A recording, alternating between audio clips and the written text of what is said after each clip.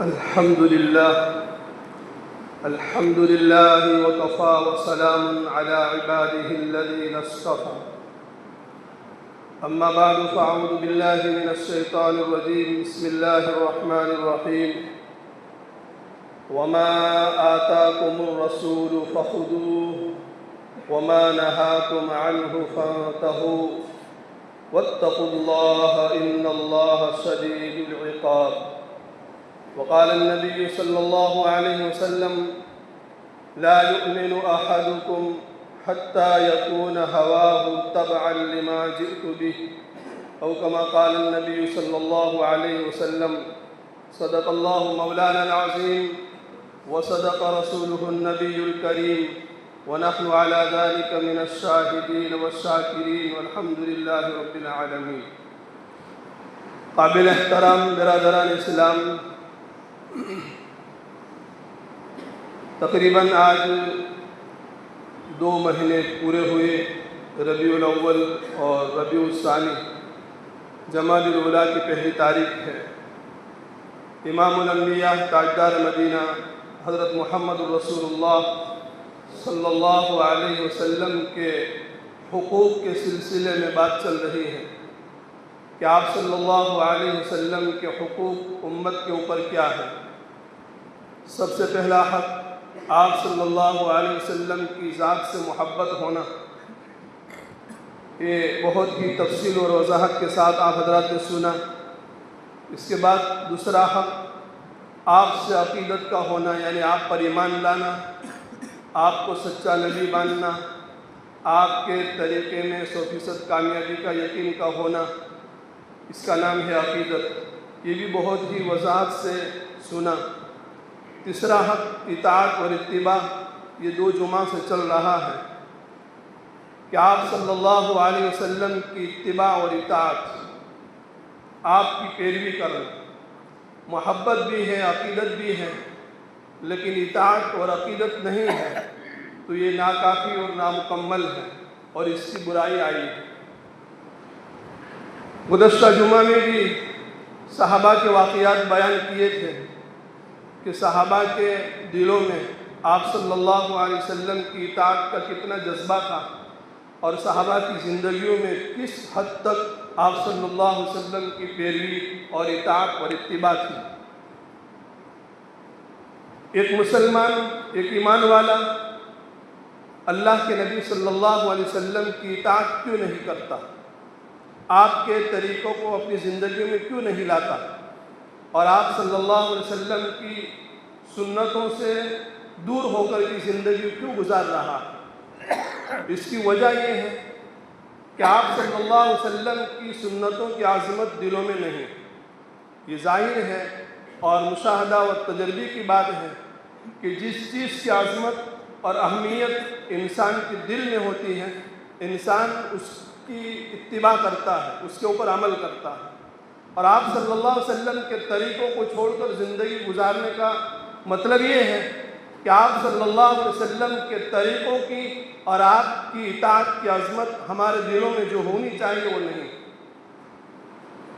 لوگ کہتے ہیں کہ مولانا لوگوں کی زندگیوں میں فرائض نہیں ہیں، فرض اور واجبات نہیں ہیں، سنتوں کی بات بہت دور کی. میرے بزرگ اور دوستوں، ذرا دل کے کان کھول کر کے آپ سنیے. آج امت فرائض سے کیوں محروم ہے؟ آج ہماری زندگیوں میں فرائض کیوں نہیں؟ دیکھو، نیک اعمال کا آپس کے اندر بڑا گہرا ربط ہوتا ہے. ایک عمل دوسرے عمل کو کھینچتا ہے. معروفات کے اندر کرنے کے کاموں میں سب سے کم درجہ آداب اور مستحبات کا ہے. اس کے بعد سنن یعنی سنتوں کا ہے، اور اس کے اوپر کا درجہ واجبات، اور اس کے اوپر کا درجہ یہ فرائض کا ہے.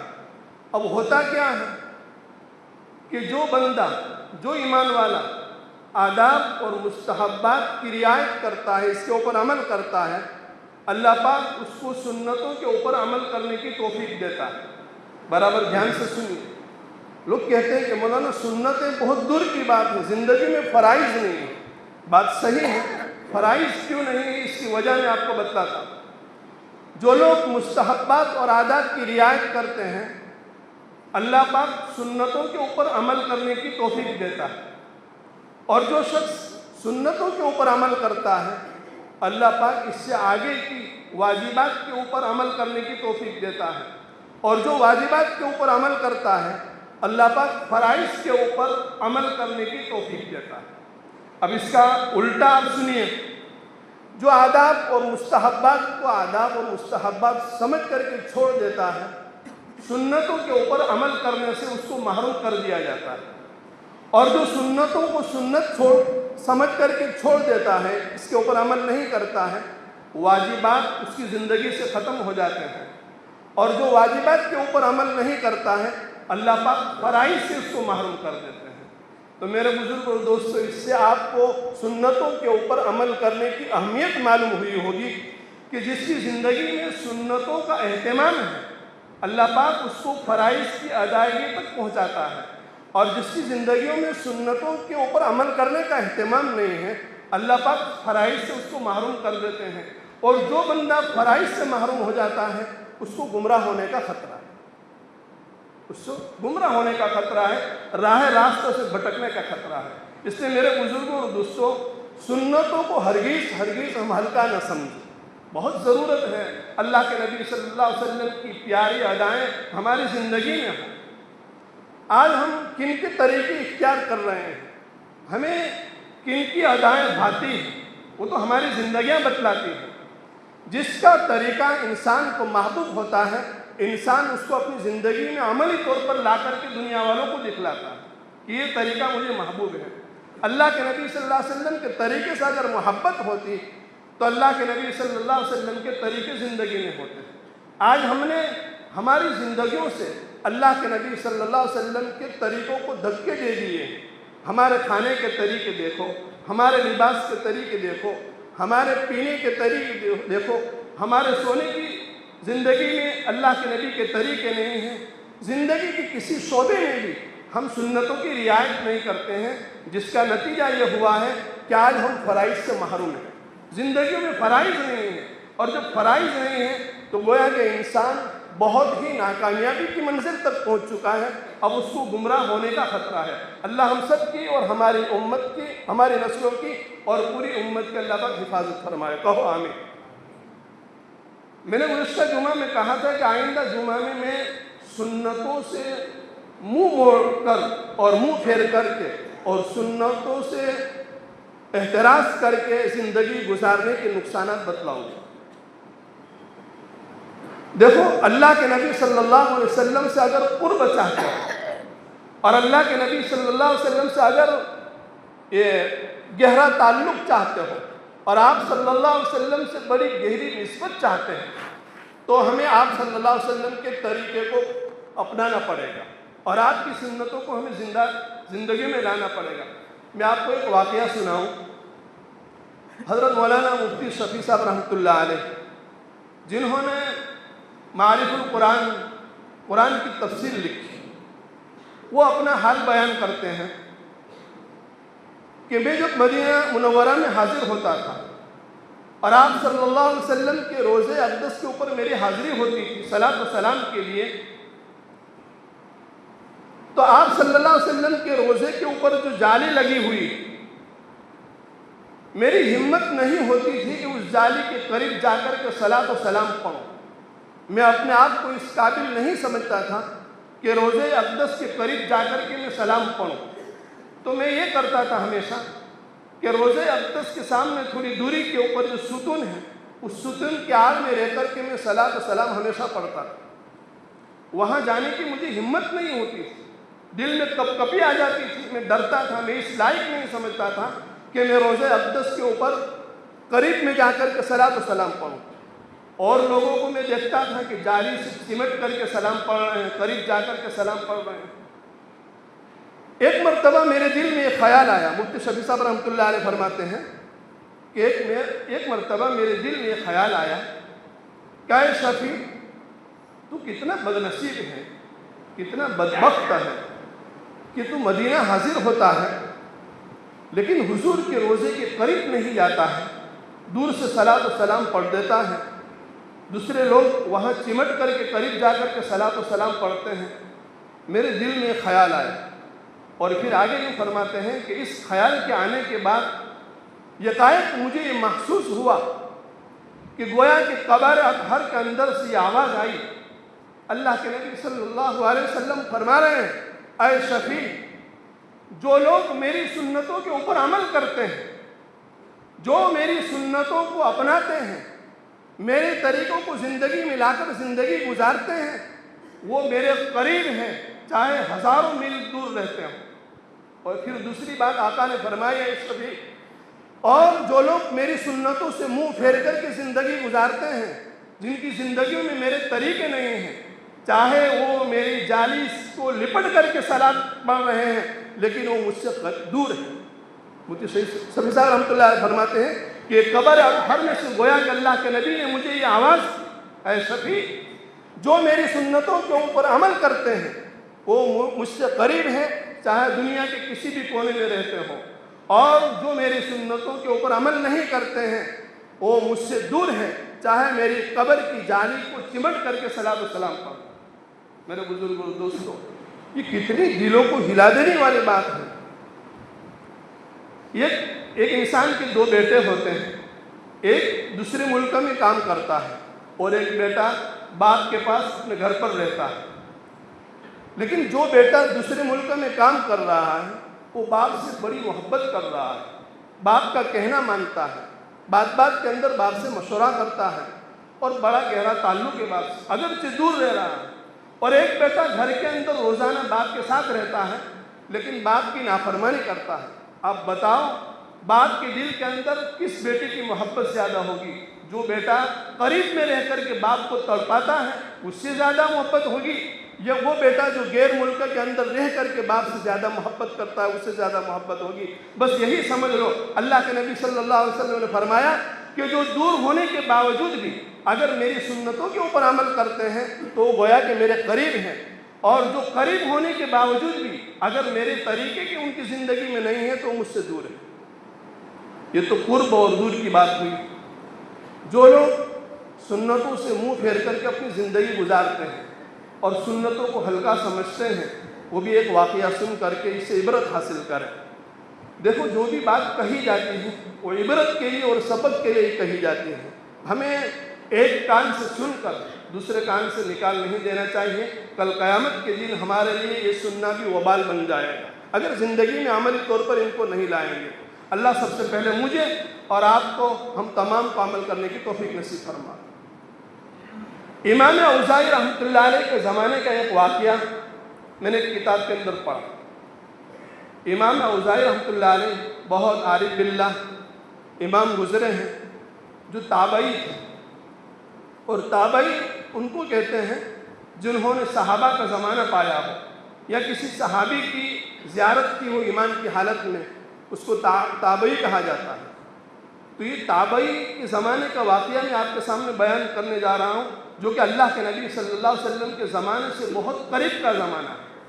اللہ کے نبی نے فرمایا، خیر القرون قرنی ثم الذین یلونہم ثم الذین یلونہم، زمانوں میں سب سے بہتر زمانہ میرا ہے، اس کے بعد صحابہ کا اور اس کے بعد تابعین کا زمانہ۔ اس زمانے کا واقعہ میں آپ کو سنانے جا رہا ہوں۔ امام اوزاعی رحمۃ اللہ علیہ کے زمانے کا، جو امام ابو حنیفہ رحمۃ اللہ علیہ کے ہم عصر لوگوں میں تھے،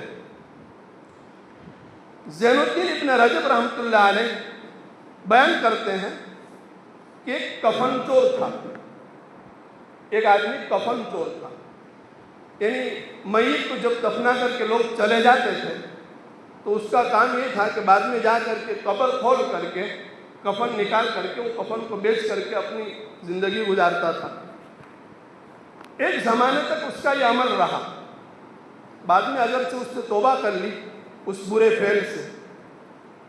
تو زین الدین ابن رجب رحمۃ اللہ علیہ فرماتے ہیں کہ میں نے اس کفن چور سے ایک مرتبہ پوچھا کہ بھائی بہت زمانے تک تیرا یہ کام رہا ہے میت کی قبر کو کھول کر کے کفن نکال کر کے بیچنے کا، تو کوئی قابل عبرت بات دیکھی ہو تو سنا، کوئی ایسا واقعہ پیش آیا ہو تو ہم کو سنا۔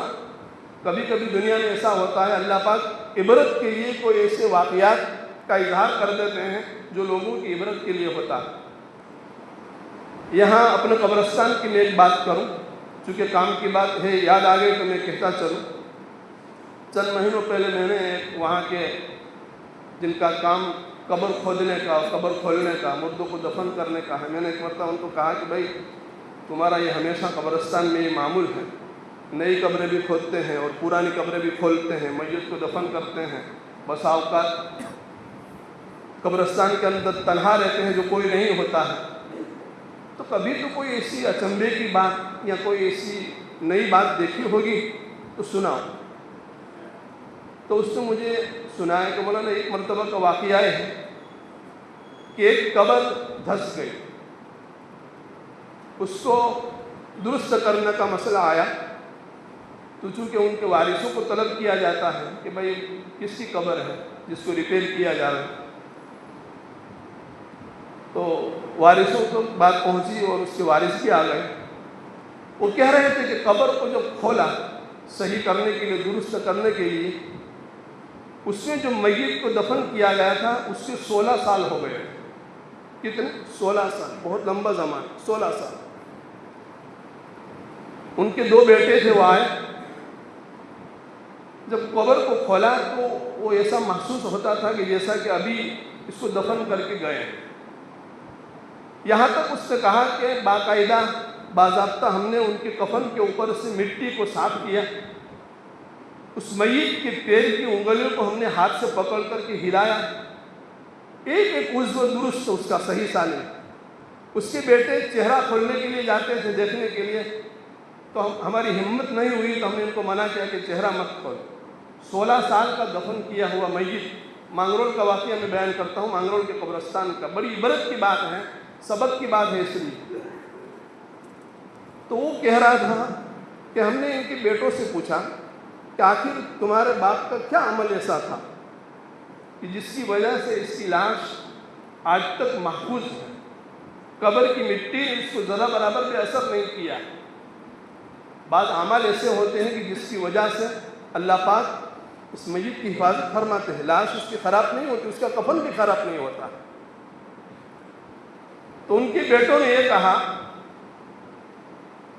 کہ میرے باپ نے پوری زندگی مزدوری کر کے، کما کر کے ہم کو پالا، ہم کو بڑا کیا، محنت کی کمائی سے ہم کو پالا، کبھی بھی ایک حرام کا لقمہ اپنے منہ میں نہیں ڈالا اور ہم کو نہیں کھلایا۔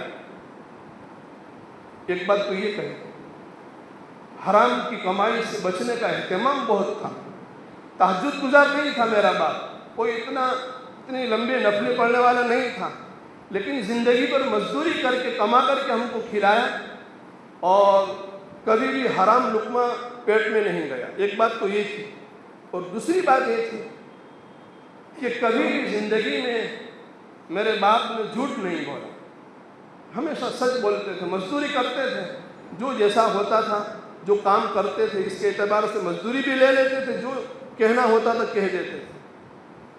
تو اس 2 عمل کی برکت سے ہمیں معلوم ہوتا ہے کہ اللہ پاک نے میرے باپ کی لاش کی حفاظت کی ہے۔ تیسرا کوئی عمل ہمارے سامنے نہیں ہے۔ میرے بزرگ اور دوستو، حلال کمائی اور اسی کے ساتھ سچ بولنا، جھوٹ سے پرہیز۔ آج یہ دونوں چیزیں اتنی عام ہو گئی، حرام کمائی، حرام آمدنی، اور اسی طریقے سے جھوٹ بولنا، اس کو تو انسان گناہ ہی نہیں سمجھتا ہے۔ اور جب سے موبائل آیا ہے اس وقت سے تو آج تک جھوٹ بولنا اتنا آسان ہو گیا ہے کہ اپنے گھر کے چارپائی پر پنکھے کے نیچے سوتے ہوئے آرام سے انسان یہ کہہ دیتا ہے کہ میں سفر میں ہوں، باہر گیا ہوں۔ جھوٹ، حالانکہ اس میں جھوٹ میں اتنی بدبو ہوتی ہے کہ اللہ کے نورانی فرشتے اس کی بدبو سے دور چلے جاتے ہیں، اس کا احساس تک ہمیں نہیں ہے۔ خیر، تو یہ زین الدین ابن رجب رحمۃ اللہ علیہ نے فرمایا کہ میں نے اس کفن چور سے کہا کہ بھائی کوئی زندگی میں کوئی نئی بات دیکھی ہو، عبرت کی بات دیکھی ہو تو کہو۔ تو کفن چور نے کہا کہ میں نے جتنی بھی قبریں کھولی اور کفن نکالے تو میں نے دیکھا کہ اکثر مردے کے چہرے قبلے کی طرف سے پھیر دیے گئے، اللہ ہم سب کی اور پوری امت کی حفاظت فرمائے، آمین کہو۔ دل کو پھاڑ دینے والی باتیں ہیں، یہ کوئی معمولی چیز نہیں ہے۔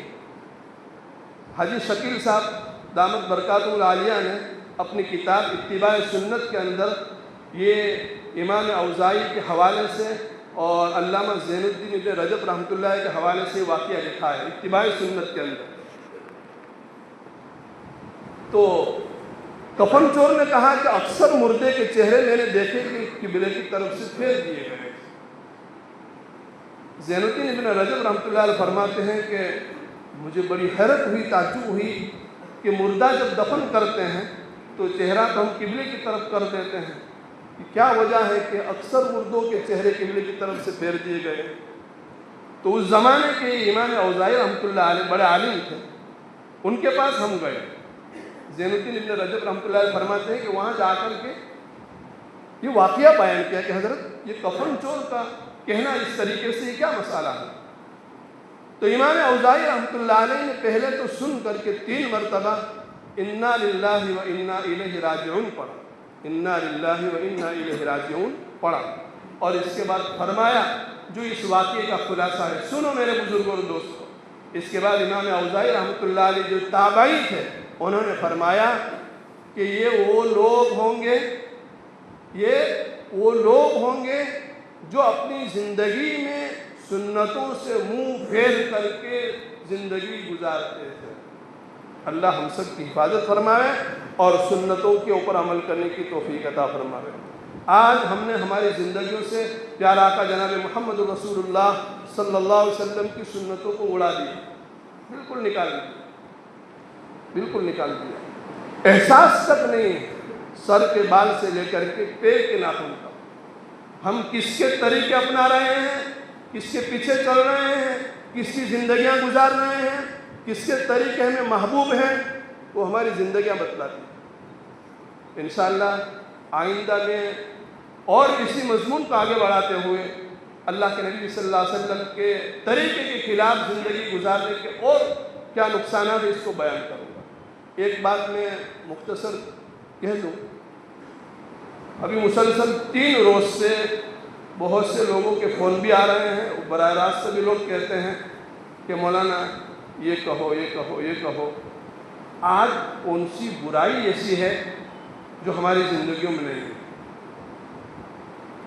ہم پتہ نہیں کوئی کسی مسئلے کی تحقیق بھی نہیں کرتے ہیں اور چل پڑتے ہیں۔ آج ایک وبا کہو یا بلا کہو یا مصیبت کہو یا بہت بڑا دجالی فتنہ کہو، جو کچھ کہو سب اس کے اوپر پھر آئے گا۔ جوناگڑھ کے اندر جل پری کے نام سے لوگ بالکل آنکھیں بند کر کے چل پڑے۔ جل پری ایک اللہ کی مخلوق ہے جو سمندر میں ہے، وہ الگ چیز ہے۔ یہ تو ایک عورت ہے جس سے اپنا کاروبار شروع کیا، بے حیا بے شرم عورت ہے جس نے اپنا کاروبار شروع کیا، اور ہم اس کے پیچھے ایک دم پاگل بن چکے ہیں۔ جو درجوں عورتیں بھی، مرد بھی، جوان بھی، بڑی عمر کے بھی، یہ کیا تماشا ہے میرے بزرگ دوستوں؟ فتنوں کا دور ہے، یہ تو کچھ بھی نہیں، ابھی آگے بہت سارے فتنے آنے والے ہیں۔ ہم اپنے آپ کو کیسے سنبھالیں گے، کیسے بچائیں گے، اپنی ایمان کی حفاظت کیسے کریں گے؟ دجال کا فتنہ سب سے بڑا فتنہ، جب سے زمین بنی ہے، آسمان بنا ہے، اس وقت سے لے کر آج تک دجال کے فتنے سے بڑا نہ فتنہ کوئی ہوا ہے نہ قیامت تک ہونے والا ہے۔ سب سے بڑا فتنہ خطرناک دجال کا فتنہ ہے۔ ہر نبی نے اپنی امت کو دجال کے فتنے سے ڈرایا ہے، ہر نبی نے ڈرایا ہے، اور میں اس کے اوپر بڑی وضاحت کے ساتھ کئی جمعہ تک بیان کر چکا ہوں۔ یہ سب مراحل تو ابھی باقی ہیں میرے بزرگ اور دوستوں، یہ تو چھوٹے چھوٹے دجال اب ظاہر ہو رہے ہیں۔ اللہ کے واسطے اپنے گھر والوں کو روکو، اپنے آپ کو سنبھالو، اپنے آپ کا کنٹرول کرو میرے بزرگ اور دوستوں۔ سراسر گناہ ہے۔ ہم اپنی پسینے کی کمائی کو وہاں بہا رہے ہیں اور روزانہ ہزاروں لاکھوں کی آمدنی اس کی ہو رہی ہے، وہ اپنا کام کر رہے ہیں، ہم اس کے پیچھے کیوں پاگل بن چکے ہیں؟ یہ ننگی تصویریں دیکھ کر کے لوگ اپنا مال اس کے پیچھے خرچ کر رہے ہیں، اور باقاعدہ لائن لگی ہوئی ہے اس کو دیکھنے کے لیے، لائن لگی ہوئی اس کو دیکھنے کے لیے۔ یہ کیا عذاب ہے اللہ کا؟ یہ سب سے بڑا فتنہ ہے میرے بزرگوں اور دوستوں۔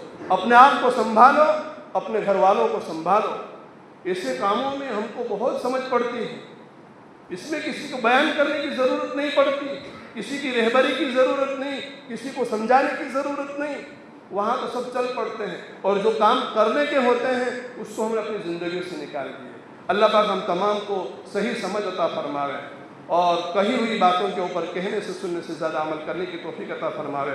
وآخر دعوانا ان الحمد للہ رب العالمین۔